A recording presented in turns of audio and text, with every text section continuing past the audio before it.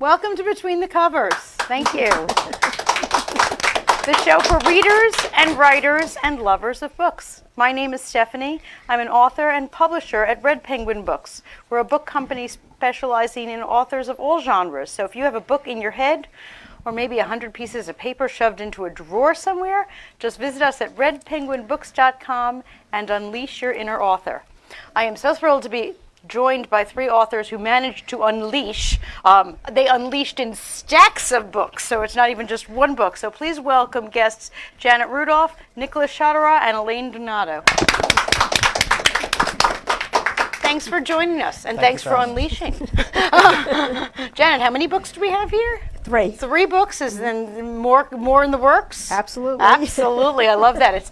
It's kind of like M&Ms. You can't stop at just one. I know, Nicholas, you're up to 2 so far? I'm actually writing my 5th. Oh my gosh, I see 2 on the table. Yeah, I didn't bring the first 2 with me. He didn't want the pile to be so high that we couldn't see you on the couch. And I know you have a stack over there. I do. I have 5 books, and I'm working on my 6th now. I love this. What an inspiration you are, because I know so many of our viewers are readers, but they're also aspiring writers. Mm-hmm. So how long have you been writing for? I've been writing for 5 years, but it was 20 years before I actually wrote anything. 20 years of work. I totally get that. I totally get that. Nicholas, how about you? I've always written. I was a musician for a long time, so if it wasn't songs are just poetries with music to it. So, and then I just kind of decided. Hear about the musician thing later. Yeah. So, but last year I decided just to try to throw my. The last year, and you have 5 books out? Well, 5th is coming out. Somebody's prolific over there. Yeah. And Elaine, how long have you been writing? Well, I started in 2012, and I've been doing it ever since. It was something I always wanted to do, but I just kind of never got around to it. And then finally I did. I am so glad you bit the bullet. Mm-hmm. That's fantastic. So well, in addition to inspiring people to write, we want them to read. So I asked you all 3 to bring along some books that either you're reading right now or maybe would recommend. Elaine, what did you bring along? Okay, I brought 2 books actually, and as you can see, they're from the library. I love library books. So I had already read these, but I love them. This one is My Brilliant Friend by Elena Ferrante, and most people have never heard of her, but she's an international bestseller. Really? And she has a series called the Neapolitan Novels. So this is the first in the series, and as a matter of fact, HBO did the miniseries on this. This particular one, and they're going to be doing the next 2 books also in you have to pass that over there. Yeah, I've never seen that. And this one takes place in the 1950s and 60s in Naples, Italy, and it's 2 characters, Lenu and Lila, and they're best friends, but they have a constant rivalry, and they're each other's best friends, but worst enemy at the same time. And throughout their life, they start as children in the series, and then it ends in the 4th book with them being into their, I believe, 60s, and throughout their lives, they always had this push and pull, Very and, nice. Right, and it's very hard in this book to know which one is the brilliant friend. Oh, you see, okay. even in the end, you really will not have an answer. Okay, sounds like a good recommendation. Yeah, and then I also brought this book by Kristen Hanna. This is called The Great Alone. This is actually indicated as a young adult, but this is very good for adults also.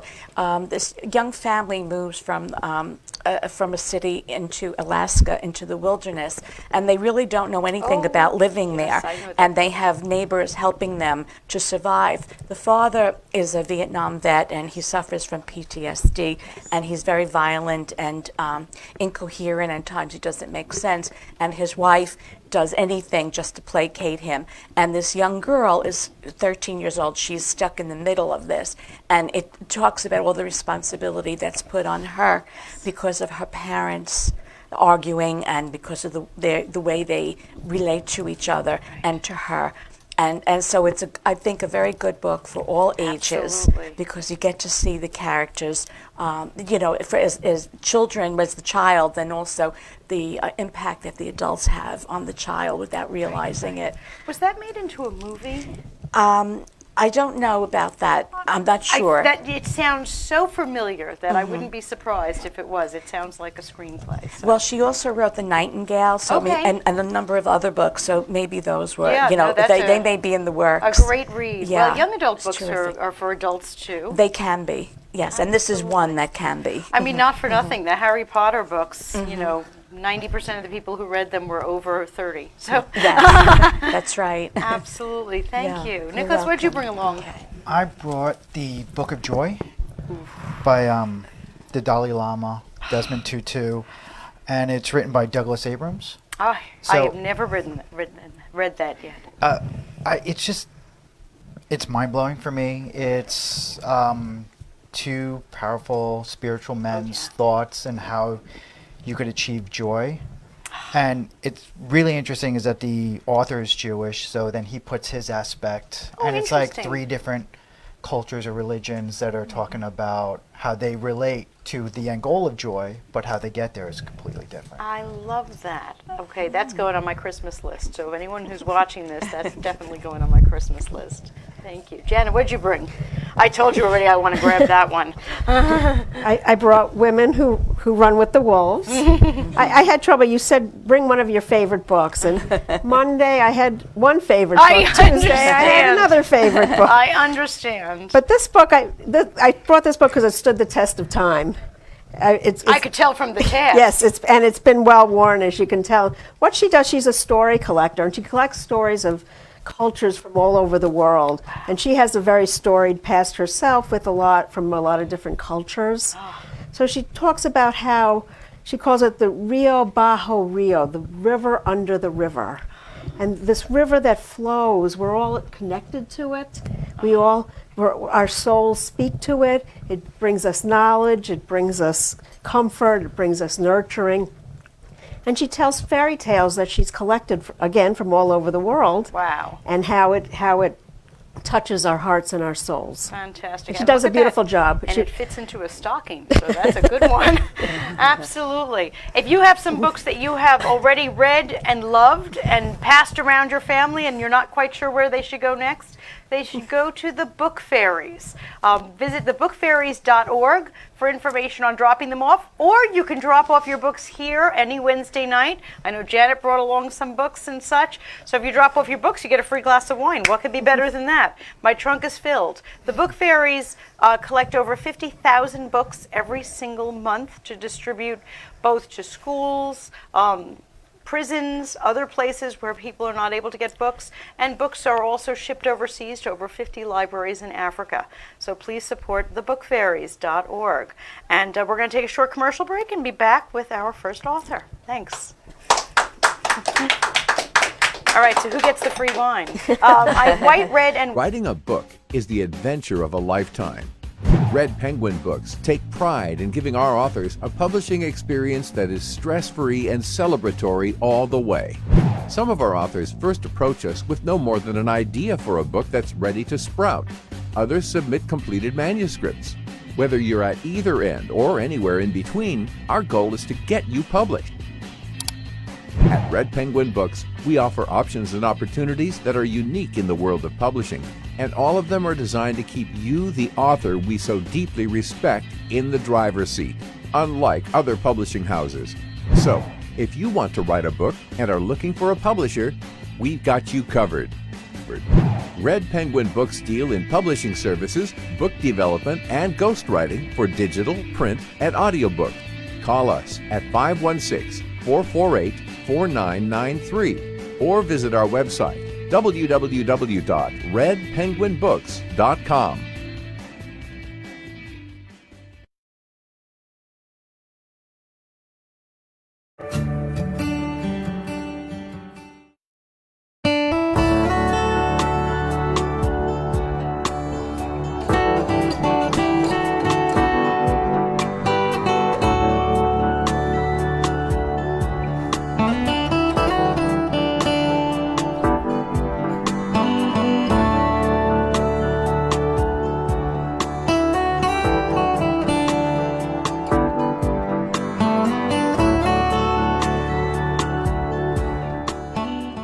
Right?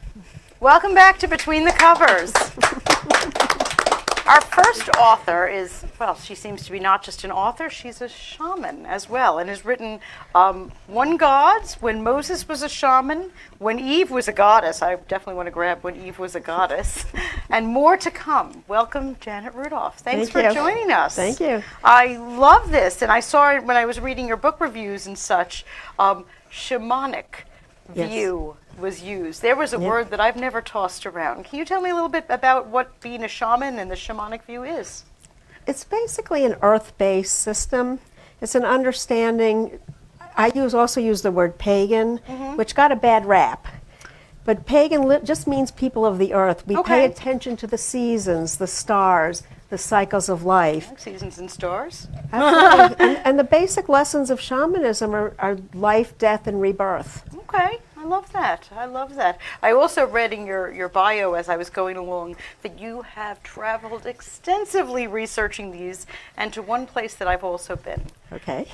Glastonbury in England. With the chalice well. Oh, with the chalice well and the tour, and Yes. it was fabulous in Glastonbury. Very, very special place. Yes, where the water runs red. The Rio Bajo Rio, the river beneath the river is red. Oh my gosh, it was amazing. Like the Great Mother's blood. You could just feel the spirituality of a place like Glastonbury was just amazing. Yes. So I saw your list. You'd also been to Machu Picchu and a number of other spiritual sites. Right. Which is just wonderful. I love when authors are doing book research with travel. Do you have a favorite? A favorite place? Yeah. It's like picking a favorite child. I know. I know you're not allowed to say. What with the child? You're not allowed to say what with the place you are. Boy, that's a tough. I didn't expect a question like that. Oh, I'm sorry. I loved Egypt. I just the pyramids and the desert air, and the Nile. Right. And the buildings, the paint on the outside of the buildings, you can still see the colors. Oh, and you think about how often we have to paint our houses. Right. These were painted thousands of years ago, and we can still see the colors. Well, if you feel like driving to some sacred sites, I was recently in Wyoming where they have these stone circles that were these sacred sites to the Native Americans, and they were just amazing. So next time, Good to know about other places. I have a list of great places to go. Excellent. Absolutely. So with all of this travel and all of this study, what have you learned? I mean, you've learned that Eve was a goddess. I'm loving this. Well, actually, that's one of my favorite elevator pitch teachings. Eve's name in Hebrew is Chava or Hawa, which is related to the word Chai, which means life. Yeah, life. You knew that, yes, which means life. And there are two trees in the Garden of Eden. One is the tree of the knowledge of good and evil, but what's the name of the other tree? The tree of life. It's her tree. It was named after her. It's literally Etz Chachayim. It's her name in plural. Wow. And there is a tradition in the Middle East of goddesses and trees. Goddesses that nurtured, goddesses that gave fruit, that gave food to the people. Right. But in the Bible, the way it got translated, it got separated. The goddess and the tree became separated from her roots, literally her roots, her tree roots. From the roots, right. And what I always like to ask people is to think about how would our lives be different. Now we burden under this philosophy or thought that there was a sin involved in eating from these trees. But what if this was Eve's birthright? What if this was a loving gift of life given to mankind? How would our lives be different? Right. What a different view. I love that. And when you think about it, women still struggle for equality, in this world. And I would suggest that we have this foundational belief that affects how women are treated. I see that. That's amazing. That's Good. amazing. I'm glad you can see that. So this is your elevator pitch one. Yes. Okay, we have a pile of books here. So if this is the elevator pitch, when Moses was a shaman, that does sound like the opening line to a movie script or even a song, I think maybe a country song. Right. Tell us a little bit about this. So there's very little that we actually know about Moses. There's very little written in the Bible, and some of it is even contradictory. Even his name, when they say the Pharaoh's daughter fishes him out of the water and says, "I will name you Moses because I've taken you out of the water," and that's what MSH, which is the original Hebrew for Moses, does mean in Hebrew. But there's another tradition for Moses' name, Egyptian. Moses, or Moshe in Egyptian, just meant son. Like Ramses, Ra is the sun god, and then the MS sound, Okay. son of Ra, Ramses. Tutmos, the son of Thoth, Okay. the god of wisdom. So Moses just by itself means son, and there's a big tradition of gods just named son. we know one here in the West. Right, right. So even his name is a mystery. Interesting. And there's even further layers of his name if you go into other cultures, what this name means. So it's a very significant name. I hear so much in what you're saying about the language, that your study is so much about the actual word and the meaning behind the words. How many words we use that we don't even think about what the meaning is behind them? Yes. What made you interested so much in linguistics? My original interest was not linguistics. Linguistics, I found, was the key. My original way into this was all this travel that I did and finding symbols and teachings that I went back to the Bible and said, whoa, this exists in the Bible, but either it's somewhat hidden, Right. or it's maybe they tried to make it into something negative, such as Eve with the tree. So my first look at it was cross-cultural. Okay. I was like, there's something here, and I didn't know what it was. And it was through the linguistics, it was through the understanding of the language that unlocked the key. Because Hebrew itself came out of Egypt originally. And Egyptian writing is hieroglyphics, Right. which are pictures. Yep. So if you put the pictures together of the words, you get a very different meaning of what, or understanding Right. of what a word might mean. Because think about it, the Bible is translated, it started out as an oral teaching actually, and then it was written in Aramaic, and then it was translated to Greek, and then it was Right. it was translated into the King James Version, and so it was translation upon translation upon translation from an oral teachings that were hundreds of years old at the Already, time. at the outset, I mean, exactly. that were passed down. So how accurate can all these translations be? So Well, it's I'm like always the game looking. telephone, Right, when you were a kid exactly. and it gets passed down. Exactly. Yes. So I keep looking for I feel like a detective. I just look for these keys to unlock some of the mysteries, and linguistics is one of those. So we went keys. from travel. As a person who's addicted to travel, I totally get that. And into linguistics. Now, I know you studied Hebrew in Israel. Yes, I did. I did an Olpan, it's called. That's fabulous. Did you get a chance to study any of these other ancient languages? No, I've only done Hebrew. All right, there's time. There's time. She's got books yet to write. And then one gods. This is quite interesting. Hebrew has a very interesting way of using plural. In English, we'll say one god or one, so we'll use a tree, one tree. Right. But you can also say one trees. Oh. So it means not only more than one, but it can mean the biggest, the grandest. So if Right. I said one trees, it's the biggest tree, Of the all the most. trees. Okay. And the tree of life is, as I said before, is etz chachayim. The im sound at the end of a word is one of the ways to go plural in Hebrew. Okay. So it's a way of saying life in its most grand. It's one lives. Its life is its most fulsome Right. and beautiful Wow. moment. So one God's is recognizing. My son came up with that name, by the way. Really? Yeah, but Good job. Good job. and so one God's recognizes this concept of the greater granderness of divinity. Wow. How old is your son that came up with this creative idea? So at the time he was in his early 20s. Okay. Well, see, Very intuitive. So very intuitive, and he certainly understands what you're going for here, which He is did.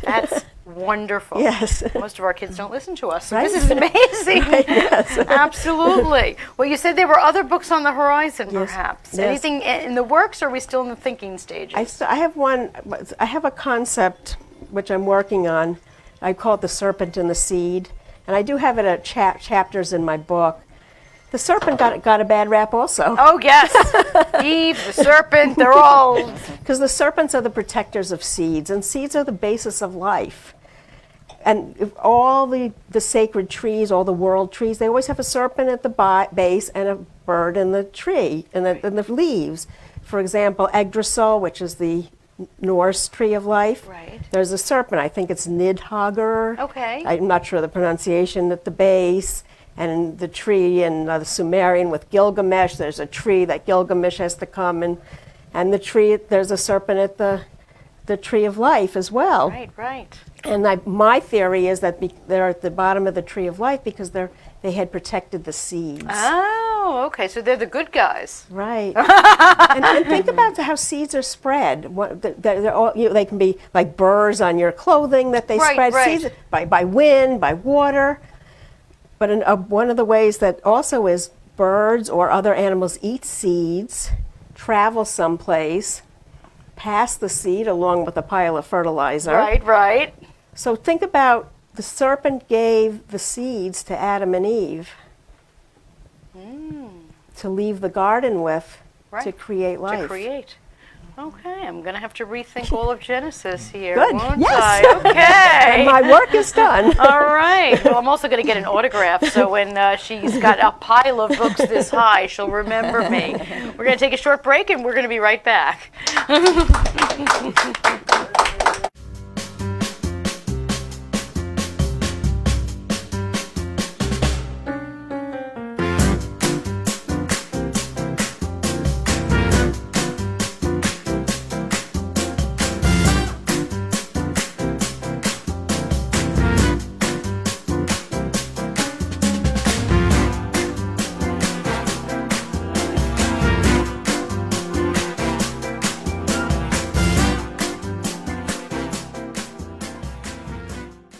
Are you interested in writing, but you're unsure how to get started? Or perhaps you're already an author, but want to hone your skills and receive supportive yet constructive feedback? Welcome to WebWritersRetreat.com. Developed to help once and future authors like you to gain from positive and supportive criticism of your submissions from other writers and our professional staff, push forward through personal timetables and writing exercise sessions. Sharpen your skills through group coaching and Q&A sessions with literary experts. Receive practical resources such as templates, downloads, links, online courses, and free ebooks. Benefit from book reviews and opportunities to join a beta team to enrich yourself as well as other authors. Save with special discounts for publishing services and online courses, social media, and email marketing, and a whole lot more. Visit WebWritersRetreat.com and turn your writing dreams into reality. Do you have a book, either in your head or on your desk, just waiting to get out to anxious readers? Hi, I'm Stephanie Larkin, author, book developer, and head penguin at Red Penguin Books.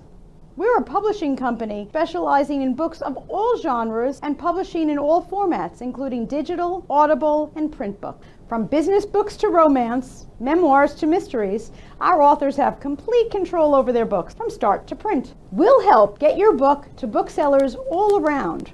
Major booksellers such as Amazon, Apple, Kobo, Walmart, even libraries and bookstores around the world. We believe in our authors. So call or email today to get your free publisher's packet to get started. Just visit us at redpenguinbooks.com and get your book out there and into the hands of your readers. At Red Penguin Books, you call all the shots. So call us today and turn your dreams into a reality. Welcome back to Between the Covers. I'm always delighted when we have a poet with us on the show. And Nicholas Shatara, did I say that correctly? Close enough. Okay, how do I really say it? Shatara? Shatara. I wasn't close at all. Shatara. Nicholas Shatara. I'm sorry I mauled that earlier. The author of Silent Words, Love, Life, and Happiness, and evidently a whole pile of books that he couldn't even bring with him because the car wasn't big enough. Love that. How did you get started in poetry? You know, I've always read poetry when I was in high school and middle school, and you know, like I said before, I was always a musician and always wrote songs. Okay, what do you and play? Do you play an instrument? Yeah, I play guitar, bass, piano. Fantastic. Yeah. And about 2 years ago, I just decided to put my words on paper. And those first 2 books was definitely a learning experience for me, and what not to do and what to do. And that was like the starting point of, okay, 3rd book, Silent Words. I'm going to take it really serious. And yeah, and then I just kept writing. Wow, that's just amazing. I loved reading them. They were so poignant. You certainly have a romantic streak in you, though. I try sometimes. I didn't know if that was a secret and I wasn't supposed to No, reveal that you actually have a romantic streak in you as I was reading Silent Words. Yeah. Absolutely. Silent Words is definitely more on that kind of a level. Yes. Life, Love, and Happiness. That's more of a. I tried to connect more with people into daily life. Okay. You know, not everything goes your own way, so how do you treat it, and how do you go forward? Now, do you read poetry as well? Yes. Really? What are some of your favorite poets? Oh, I mean, I go old school, so. Ooh, I love this. I mean, I go. I told you I love E.E. Cummings. I mean, I love Whitman. Oh, really old school. I love Whitman. I love Poe. I love Emily Dickinson. You know. I love Poe. I find it still relatable today. Oh, yes. But I do find a lot of people that read poetry today, they don't like to think about the poems that they read. They want it more like spelled out for them. Really? Interesting. Elaine is nodding her head, and she writes poetry too, so I'm really curious about that. Yeah, I mean, so people who read poetry... I think true poetry readers will read something metaphorical and understand it or take what they want from it. Okay. I think a lot of today's readers, or who are just starting to read poetry, don't understand the metaphorical stance on writing sometimes, and sometimes they take it a little too literal, and they'll question something that might not even be. Interesting. Wow, that gave us something to think about, that's for Yeah, sure. so I mean, that's why with Life, Love, and Happiness, I decided to write it more straightforward instead of metaphorical. Gotcha. Gotcha. Just for those people. Boom, boom, boom. But my 5th book that I'm writing now, it's going to be called Floating to Innocence. Goes a little back to more of a silent words. Okay. Now tell me a little bit about your setting of your poems is very important also. The way they are laid out on the page, which so appeals to me. I love when people realize that a book, and this goes for all of our books, it might be especially for poetry, but it really is a visual experience to look at a book. And when I open your book, I recognize that you have that same feeling about it. Yeah, for me, I put a lot of thought into it because it does bother me if I'm reading too close to the crease of the book. And then my eyesight starts going like this, and my ADD starts going like this, so...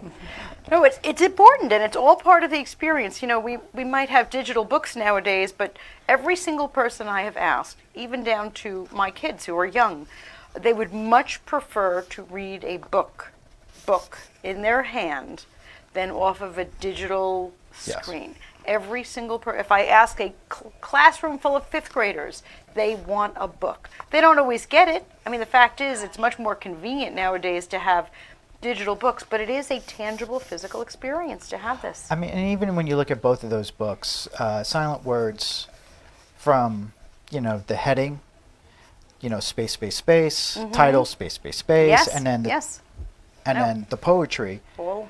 I did a little different with Life, Love, and Happiness, where I was like, oh, maybe I'm going to do 5 spaces, and just have it a little offset, and just be a completely different book. Yes. And it's all part of the experience, too. Absolutely.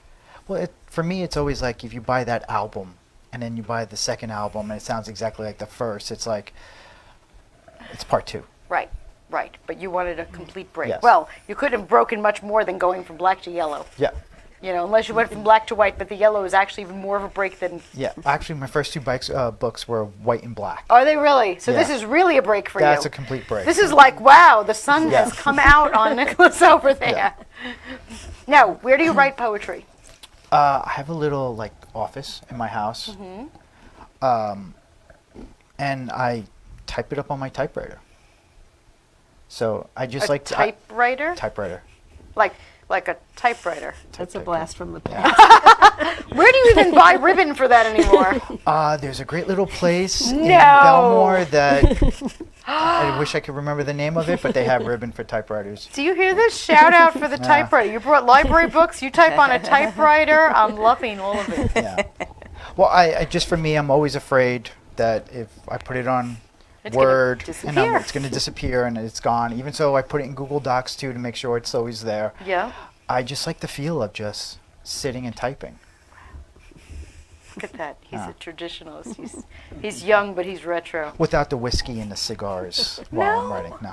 You don't do the whiskey and the cigar? No. Now, I know I should have asked you this in advance. Is there something you could read for us? Sure. I know there's one in here I would like to read, so I'm going to hand you this one. Okay. There were a bunch that I loved, but there was one that really just kind of stabbed me when I read it, so let me find it. I could do.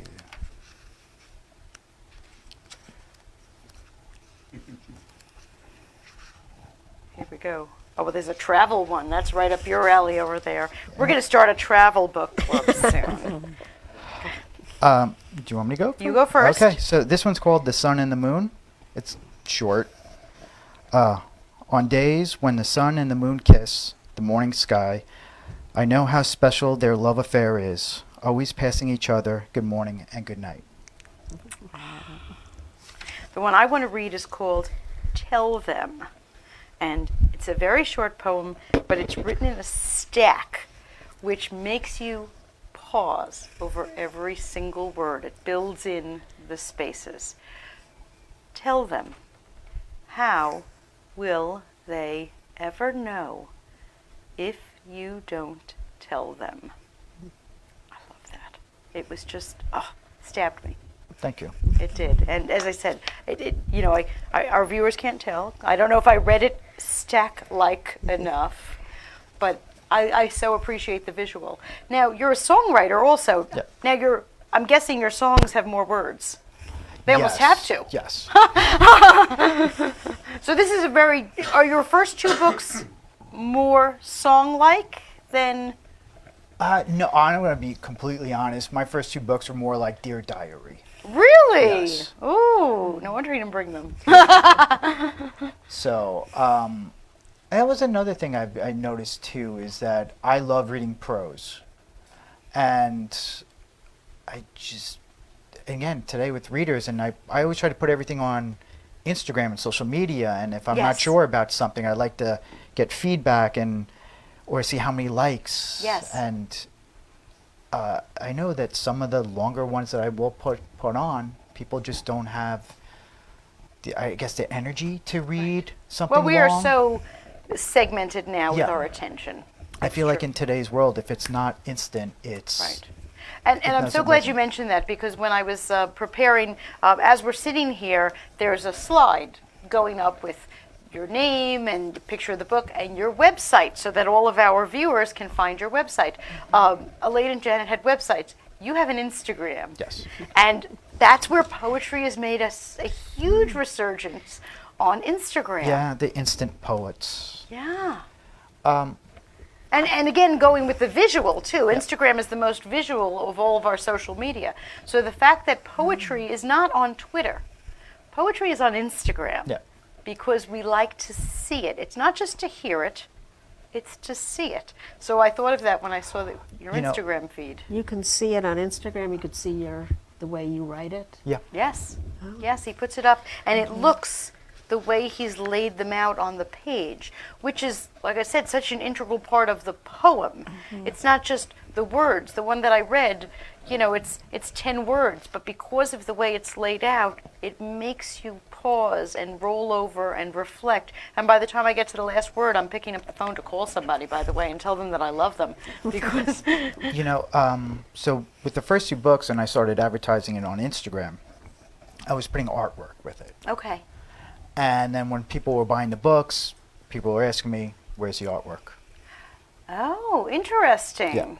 So that's when I really started thinking about how I'm going to put it on Okay. social media.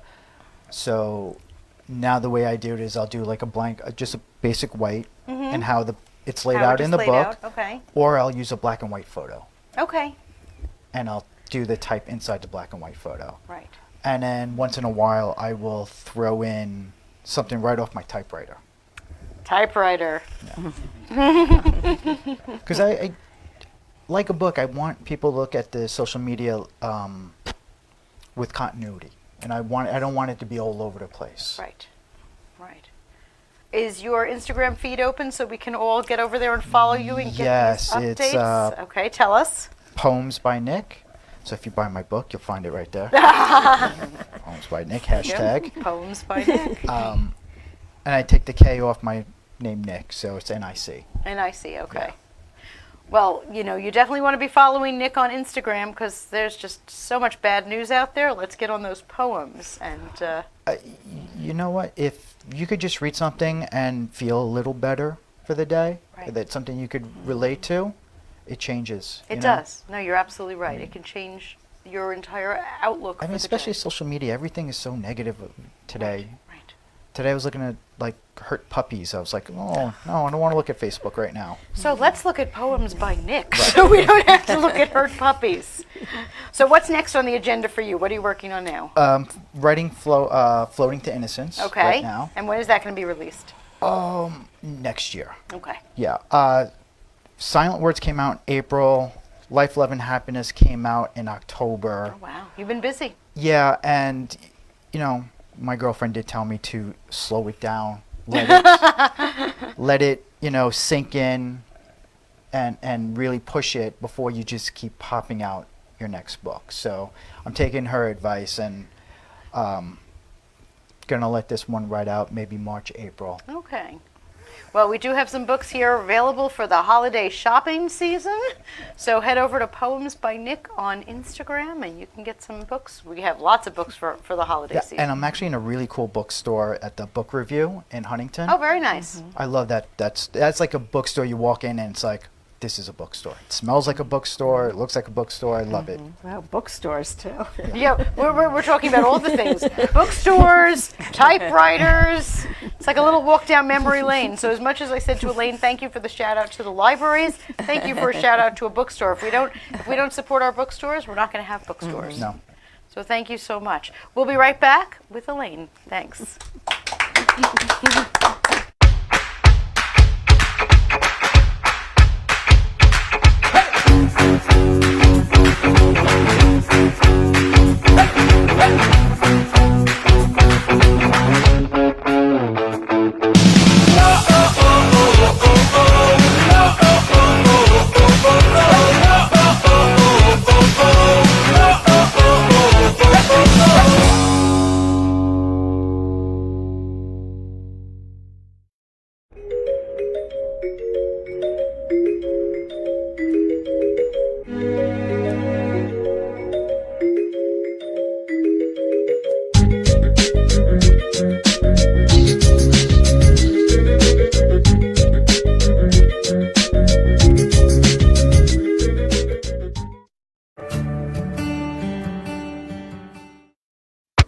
Welcome back to Between the Covers. Thanks so much for joining us.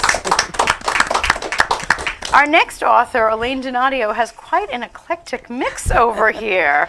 I have anything from, you know, the oceans to the voodoo book, and then there's one with a cockroach on top. We've got quite a thing going on, but it is part of a series. So the Montgomery School Kids, well, school kids certainly like cockroaches and voodoo, don't they? Yes. Well, welcome to our show, and thank you so much for joining us. Thank you for inviting me. Oh, gosh, such a pleasure, such a pleasure. Tell me a little bit about how you got your start in writing, and then we'll delve into these books. Well, let's see. I was a New York City reading specialist for many years. So you know what they need. Yes, I love it. I do. And I worked with all different age groups, but somehow I just thought that this particular age group, middle grade, like 8 to 12-year-old readers, needed some more interesting books. So, Right. But they needed to learn. And for me, the worst way to learn is to read a textbook, and because I find them very dry, learning out of context.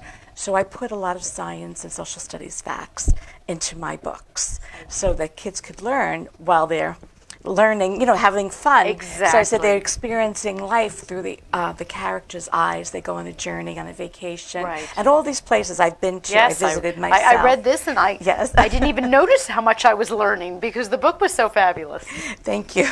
Well, that's the idea, and so I had mostly the tour guides saying, what they were saying. And, I thought for me, that's the best way to learn, by Accidental. experiencing, things. And it's in context, and it makes more sense, and then you're able to remember it, and you can then transfer it to other things in the world.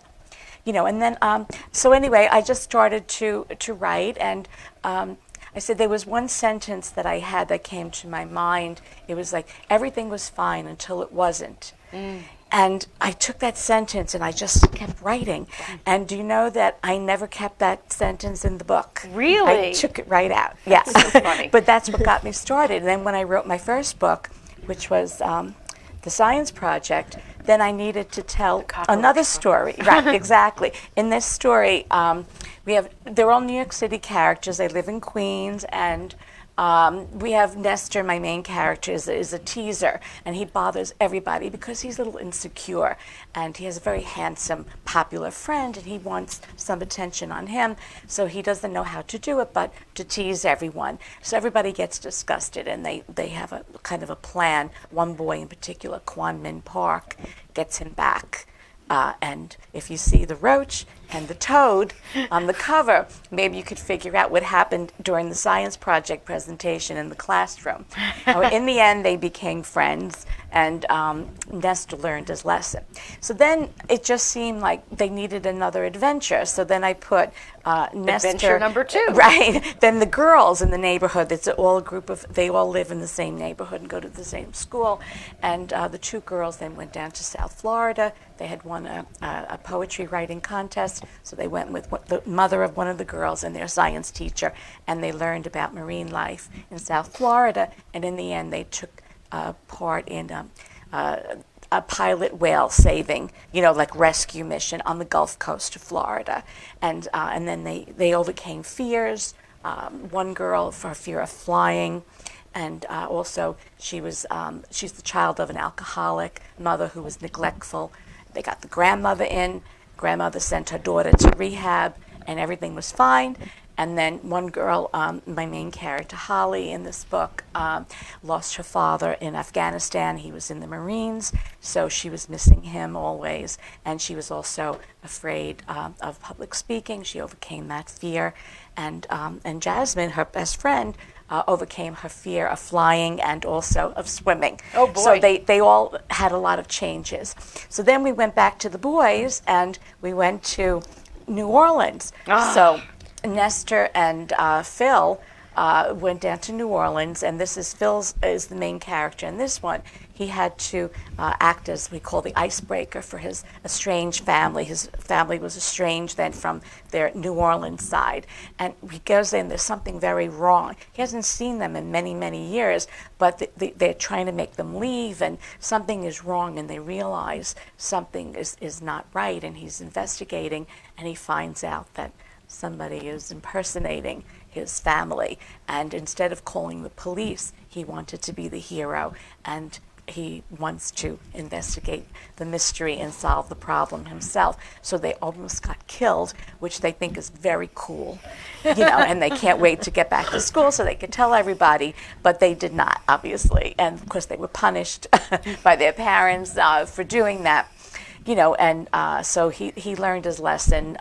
But he said that the truth is, if he had to do it all differently, what would he have done differently? Probably nothing, because even though he knew that he was wrong, he still loved the adventure. Right. And then I have my next book, the Ocean's Way Poetry Companion. So in that I have 37 color photographs of beautiful. ocean, thank you, and ocean life. And they're all formula poems. So they're not rhyming, but they're all science facts in there. So it's a very quick way to learn. And that's one thing that I also love about poetry, because it's very concise. So you can say a lot with not a lot of words. And it looks more important than just writing 10 words or Yes, 20 words, absolutely. you know, about something that looks like nothing. But then when you do that, and the formula poems, either you count syllables or you count or put parts of speech in, according to a certain formula, and that gives it the structure. So that's the structure that you follow with that. And then my last book, we have my Sojourn into the Night, my memoir of the Peruvian rainforest. When I did go to Peru, I did see a lot of things which I love, but this one somehow, the visiting the rainforest was very heartfelt for me, and I can't really explain it, but that's how I felt, and I wanted to write about it. So I took my own photos, and then I applied watercolor effects to them. So it's a non-rhyming poetic narrative about the fact that I was in awe of the tour guide, we were in the pitch black darkness. We had the moon and the stars. There was a full moon that night, and 3 flashlights in a rowboat. And yet he knew where everything was. He goes, oh, look here. You're going to see the bullfrog. And look here, you'll see this. And I don't know how he knew, but he did know. Wow. And I was just in amazement because he was so in tune with the environment there. You know, and that's really what I wrote about, because I said that was my goal, to become a more sentient being. Someone who looks but also sees, Right. because most of us look but we don't see. You know, You're so right. that's what my Well, books are I'm about. hearing that we have another travel junkie on that end of the couch. What do you think? So you were in Peru to research this Yes, book. yes. For this book and this, did you travel to South Florida? Yes, to Florida, yeah. Wonderful. I go to Miami a lot, and also to the Gulf Coast in Sarasota and Oh, Naples. wonderful. Yeah. Now, did you get to New Orleans? About 6 times. Oh, 6 times. Yeah, I keep finding reasons to go. Oh my gosh. I was in New Orleans on a ghost tour. Oh, yeah. You know, at I night. also. Well, they give you enough hurricanes to drink. As you walk around, you'll see anything. Yeah. So, I didn't get to see any ghosts, did you? well, I had a couple of hurricanes, so maybe. I know, but what struck me about New Orleans is such a sad place. You know, so much disease and So much death. slavery and all kinds of things, fires and Right. the humidity, just horrible. You know, Absolutely. it's very touching. It just It always is. touched me, and I think, how do these people get through this? And then when you talk about the ghost tours, the truth is that I could believe that these ghosts wanted to come back, because they did all kinds there was such horror. As a matter of fact, LaLaurie Mansion, which I mentioned in the Yes. book, right, they Yes. were doing, these experiments on these Right, people, yes, cutting horrible. off body parts and adding them to other people without anesthesia. Yeah, oh. Right. Yeah. I mean, yes. And That was on the ghost tour. Yes, I remember that. Yes, and it's really true. They did this, and they found them by accident, because however they were hidden, no one who investigated, because there were rumors, but no one ever found them. And then by accident, I think someone got away once, whatever, and they found this out. It was horrible. horrible, So, I feel also a connection to them for their suffering. I'm going to have to read this one next, since You know. I've been to New Orleans.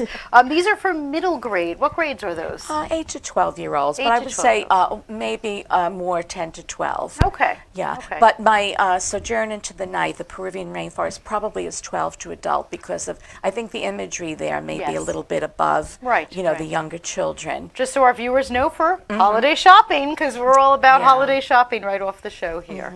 Fantastic. Okay, we'll take a thank short you. break, and then we'll remind you where you can get all these fabulous books. Thanks.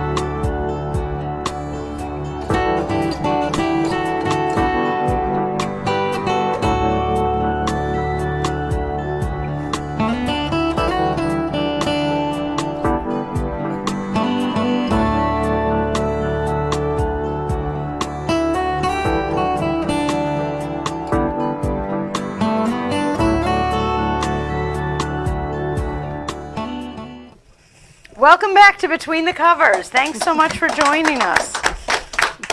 See, you miss all the good stuff when we're a commercial. We really talk. I just want to remind you of all of our authors and where you can find their books, because we have books from 8-year-olds up through adults, whether they are looking for some feminist literature. I love the empowerment over here, or some poetry. So, Elaine, where can we find your books?